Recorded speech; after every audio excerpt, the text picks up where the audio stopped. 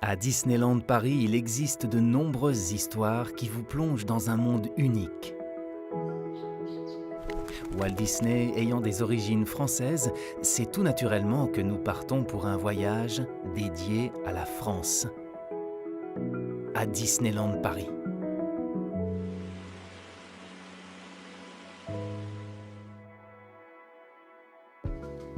On ne peut pas évoquer Disneyland Paris sans mentionner la pièce maîtresse du parc, le château de la Belle au bois dormant. Sorti tout droit du dessin animé, les créateurs du château se sont inspirés des plus grands monuments français. Son architecture montant majestueusement vers le ciel rappelle celle du Mont Saint-Michel. Mais en se rapprochant un petit peu, on remarque certains détails typiquement français. Les tuiles plates et vernissées bleues s'inspirent de l'artisanat de la Bourgogne et des hospices de Beaune.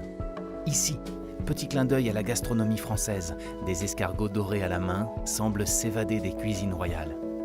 À l'intérieur, les voûtes décorées d'ornements fleuris imitent le plafond de la Sainte-Chapelle à Paris. Les vitraux, les livres peints à la main et les tapisseries aux murs sont un véritable hommage à l'art médiéval. En haut de la tour principale, et selon une tradition royale, un vitrail est allumé lorsque la princesse Aurore est présente au château, comme au château de Chambord lorsque le roi s'y trouvait. Continuons un peu notre exploration. À quelques pas seulement de cet univers médiéval, un autre monde regorge lui aussi d'histoire. Discoveryland. En y entrant, vous marchez dans les pas des visionnaires du passé qui rêvaient et imaginaient notre futur. Quel lien avec la France, me direz-vous ? L'auteur français Jules Verne a largement contribué ici aux inspirations et à l'architecture métallique de ce lieu hors du commun. Embarquez à bord du Nautilus pour plonger dans les rêves personnels de Jules Verne sur l'exploration sous-marine. Voyagez de la Terre à la Lune avec le fameux canon Columbiad de Hyperspace Mountain. Et découvrez le dirigeable Hyperion, qui stationne dans l'énorme hangar qui servait autrefois de point de départ pour de fabuleux voyages. Mais revenons sur Terre, et plus précisément à Paris, au cœur de la ville lumière. Dans le parc Walt Disney Studios se trouve un décor mijoté avec amour et romantisme, la place Rémy. Façades d'immeubles haussmanniens, plaques de rue parisiennes et bistrots typiques donnent vie à un véritable quartier de la capitale.